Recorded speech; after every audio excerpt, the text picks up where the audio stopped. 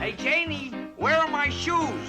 Right in front of you, dear, where they're supposed to be.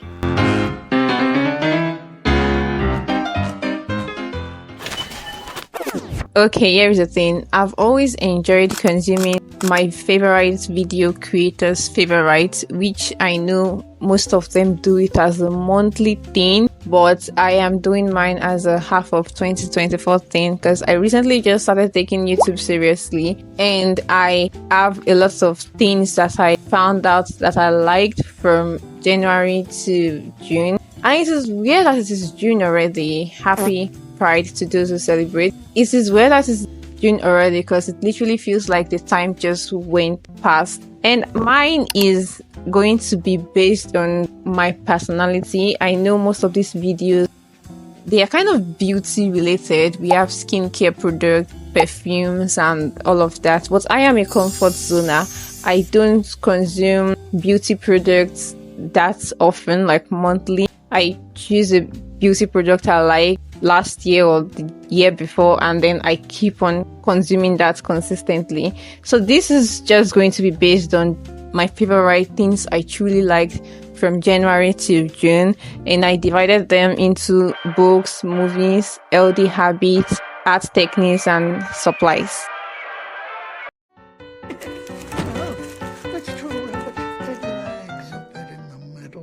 For book, I had this plan the beginning of January. I was like, Layla, you ought to read 55 books this year. I don't know why I raised the bar that high for myself. I have no idea if I read up to that amount of book last year, and maybe I wanted to surpass it or something. And currently I think I'm going to 16 or 18 or something like that. I have not kept count of it. I don't think I've reached half of the books I said I was going to read this year, and it is already June. The funny thing is I follow a lot of book YouTubers, and some people do go through 50 books in like 3 months. I don't know how you guys do it. I'm not gonna say I have a short attention span, but I've been busy with work. The books I have been reading that I really love, that are my favorite from January till now, one of them is going to be One Last Stop by Kissing Me Christine. And this book I really do love because it is a rom-com. I am a sucker for rom-com. Rom-com/comedy are probably the only genres that I consume in large amounts. You would probably not find me never in the horror, thriller, action section. And if I am feeling a bit inspired, I would probably do a thriller and maybe a drama. And this book literally blew my mind because it is a kind of like a sci-fi disguised as a rom-com. So it has this time travel thing that was really insane. Most of the sci-fi books I have tried to read because I never end up completing them. They are well written in a grammar that I can't comprehend. Like, I have 2 brain cells. I don't have time to decode this lingo. So most sci-fi books are too hard for me to understand. I'm looking at this, I'm like, this is gibberish. I can't understand the plot. But this book was digestible. I loved it. That is going to be my first favorite in this video. The next one is My Year of Rest and Relaxation by Odessa Moshfegh. I really hope I am not butchering her name. This book was insane. I loved this book. And there is another of a book I'm trying to read. I can't remember the title. It has a lamb on the cover. I would find it and put it on the screen. But this book, My Year of Rest and Relaxation, is kind of like a mental health book, but it was set in the 2000s. And I think that is what sold me because I'm a very, very, very nostalgic person. And I love books that are set in a time that is not like hers. The title of the book is essentially what the plot is about. And it was so well written. I think as a writer, I think this is one of the books that's kind of like informed my writing. Another book that's kind of informed my writing style is Taylor Jenkins Reid. I really hope I'm saying her last name right. One of the most popular books about this author has to be The 7 Husbands of Evelyn Hugo. I have not read it yet. I don't know why I have not read this book. I think it has been in my TBR for quite a long time. I know it is going to be a good read based on the reviews I've seen of the book. But the book of hers that I read and I loved is Daisy Jones and the Six. And this book, I think, is already made into some kind of series. It is about a band. It is kind of like a documentary, but it is not. It is a very well written book. I love this. I love books that has interesting characters and books that have where character design is prevalent, where the audience can really connect to the characters. Because I feel like character design is not just a thing that happens in art. It should be a thing that should happen in movies and all of this media. Other book I love the writing was The Wives by Taryn Fisher, which is a thriller. I love the writing. It is also kind of like a mental health related book about a girl who is a concubine of a guy, but not really. It's insane. Another book I loved was Clit Cute by Muriel Wisner, and I also read Theoretically Straight. Blew my mind because I've never seen two authors co-write a book so well, and I was impressed. And it also made me wonder if I can co-write a book with someone. I don't think I can. I am not done with Ikigai. I started a book called Ikigai. I am not done with it. So, but it is one of my favorites because I've been chipping away at it slowly, and it also helped me compartmentalize my time in a kind of way.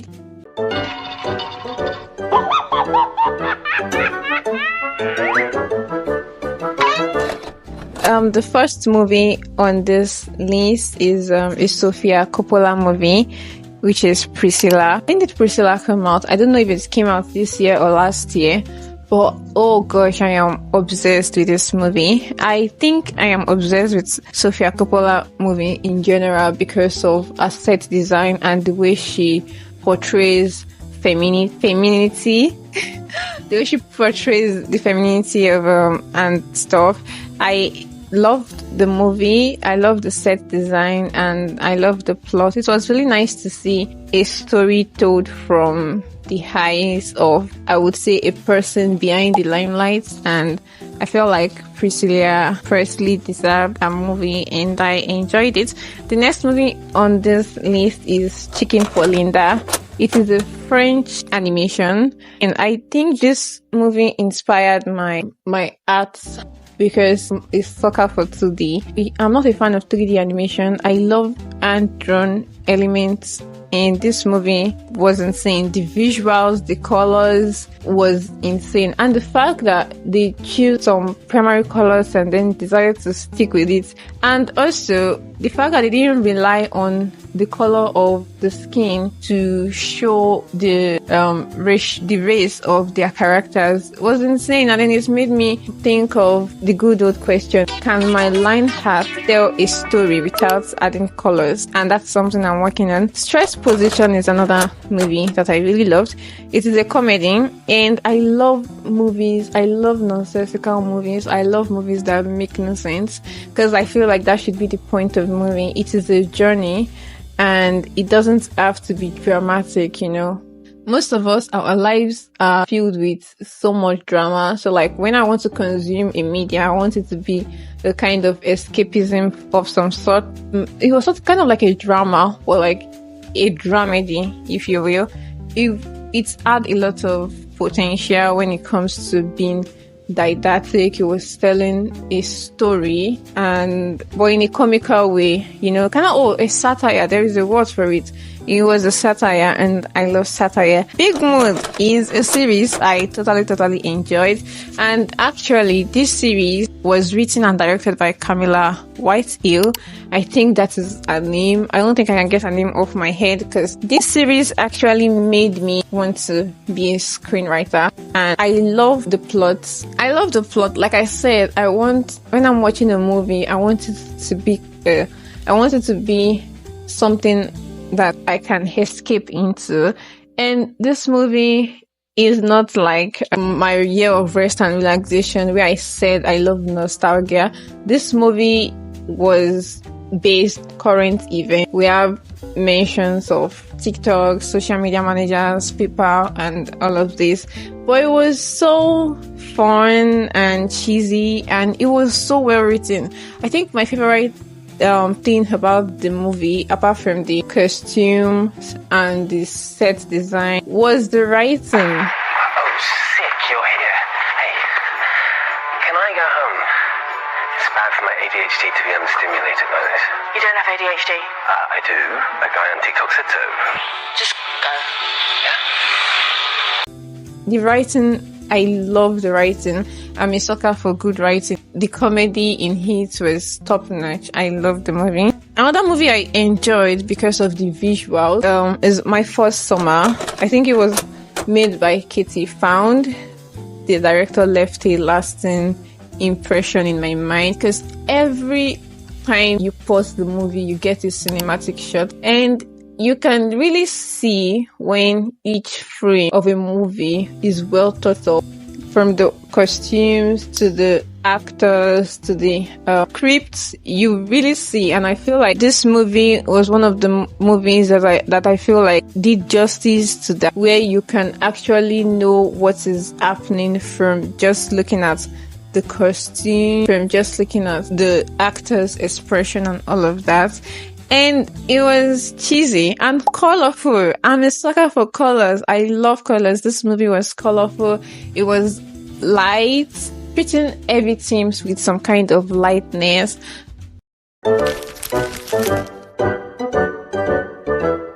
I need to find my copy of Ikigai for this, because I started taking my life, my mental health seriously the moment I started reading Ikigai. So I'm gonna pause this for a while. Okay, so Ikigai was written by Hector Garcia and Frances Miralles, and it is the Japanese secret to a long and happy life. So it's essentially the kind of mental health habits you're supposed to have if you want to live long. Oh gosh, I love this book. I think one of the chapters I love in this book, I can't figure the title of the chapter, but there is a section in this book where they give old people I feel like it is mean to call them old people, where aged people around the age of 80 to 100 give you their secrets to a long life, to a long and happy life. And I'm probably going to put on screen my favorite ones. It was so fun to hear live from someone who had lived like 10 decades. And a lot of the healthy habits I had was, one, I reduced the way I consumed virtual/social media content, because especially short form content. And this is probably why I do not use TikTok. The app I think I overuse on my phone currently has to be YouTube. And then after YouTube, I think the next one is going to be Instagram. And those are the two apps I think I overuse on my phone. I had to reduce the way I consumed virtual content. And this is a thing I have seen a lot of creators talk about, where the consuming of virtual content kind of, I don't want to use the word diminish, but it doesn't inform your creativity in some way. Like, oh my god, it was so bad that my screen time sometimes would be 12 hours. And also I prioritize journaling. I've always sort of journaled, but I think this year I started journaling like the mentally healed person I am. I have so much journals currently, and I've been looking at a lot of 19th century / 20th century diaries, and I am obsessed with them. It is so nice to see into a mind of a person. I feel like most of those diaries were not written to be published, but some of them were. It is for a person to see themselves and then write the way they see themselves is beautiful. Another thing is creating to do. Because here's the thing, I am a very, very chaotic person. I'm a writer, I am a graduate, I have a communications degrees, and I majored in journalism.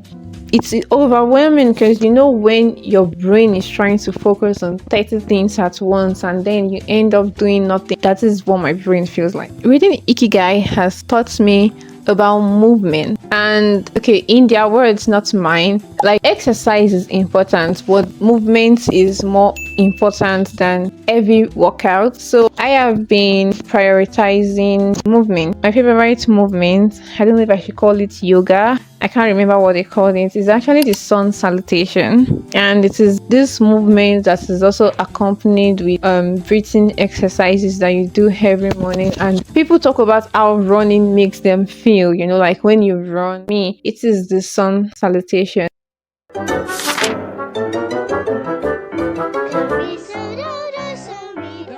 I'm a digital artist. I only dabble in traditional hats just for fun, and the hat techniques I use is very, very different from the art supplies I use. I know most digital artists like to kind of create this synchronization between their art, their traditional art, and their digital art. Some of the art techniques I've been liking lately is using retro overlay, and I think this is a thing that a lot of digital artists use, especially if you like the comic book style or you like the vintage art style. And I'm obsessed with making my hat look like it's a cover of a pulp fiction or something. Okay, I'm going to say it again. I am a very chaotic and messy person, but I am also very, very, very lazy. I am not the kind of artist that would go on to add a lot of to make it more realistic.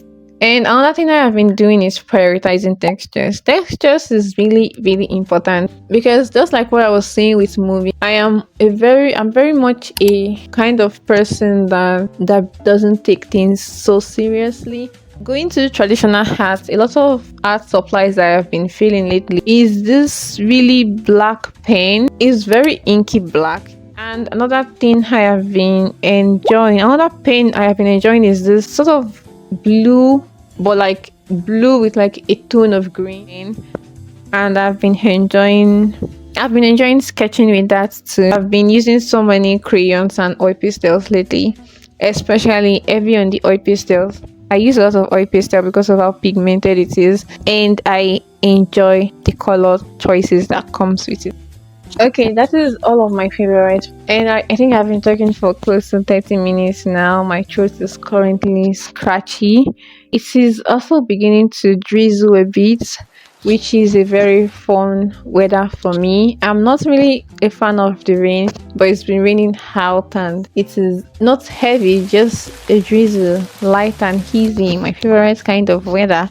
I need to go drink some water now. If you have not drank water today, you definitely should. You should stay hydrated. And if you want more book content or movie content, you can just comment down below, because it's literally going to cost me nothing. I could sit here and talk about movies all day. And if you have nothing to comment, you can, if you need a prompt, you can comment your favorite things from this month as well.